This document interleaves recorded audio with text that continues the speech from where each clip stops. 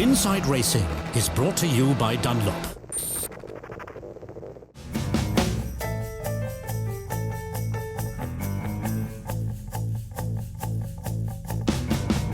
The history of motorsport has produced numerous legends, and to this day, he is regarded as one of the most dazzling personalities ever. Jim Clark, 2 times Formula One world champion and Indy 500 winner, a role model for many that followed, never forgotten by those who knew him themselves at the race circuits of the 60s. We shared an apartment, so we were, every morning we'd go out to breakfast. We were completely useless in the kitchen. Jimmy had so many girlfriends, I cannot tell you. He was amazing. He was no daredevil, he was a skilled driver. A Jekyll and Hyde.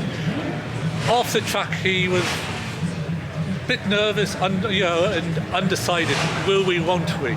But you put him in a car and you wouldn't see him for dust. Not only was he really skillful on the track, but every single one of those girlfriends thought they were the only ones. I mean, we all admired that one.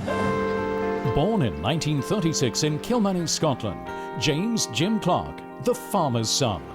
Aged 18, he began his racing career, DKW, Porsche and Formula Junior.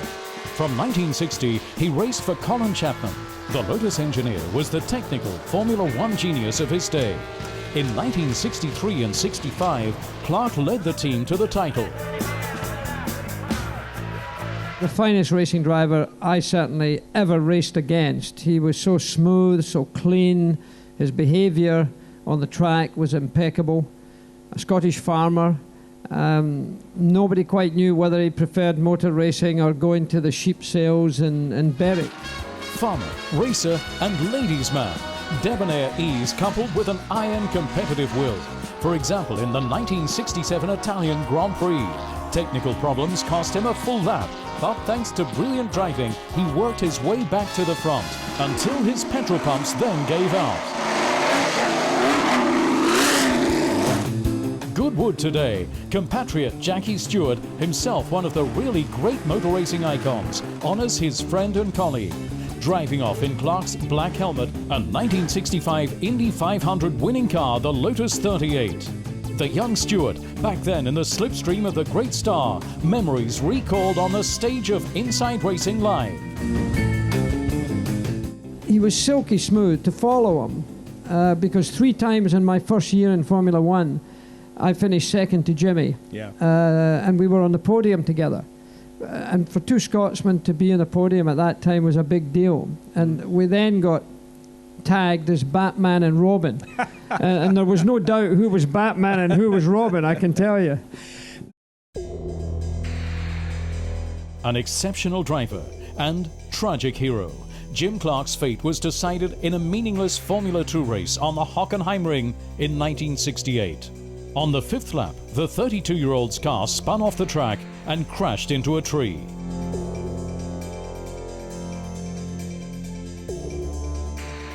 Then the race ended and we had no idea that an ambulance had been out into the woods. It was parked there, but we didn't know it was Jim Clark. And then I came into the paddock and my father said, "What happened to Jim Clark?" And only then did we realize. The man on the tannoy then said, "Ladies and gentlemen, please stand. Formula One champion Jim Clark has crashed and died." Oh, the people in the pits, the drivers, as soon as it was confirmed, it's very cold atmosphere. All up, everyone. People thought, the drivers thought, if it could happen to Jimmy, it could happen to me.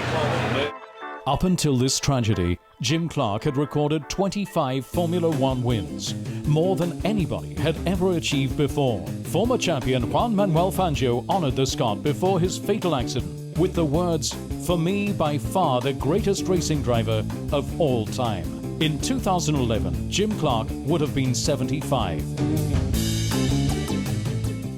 Inside Racing was brought to you by Dunlop.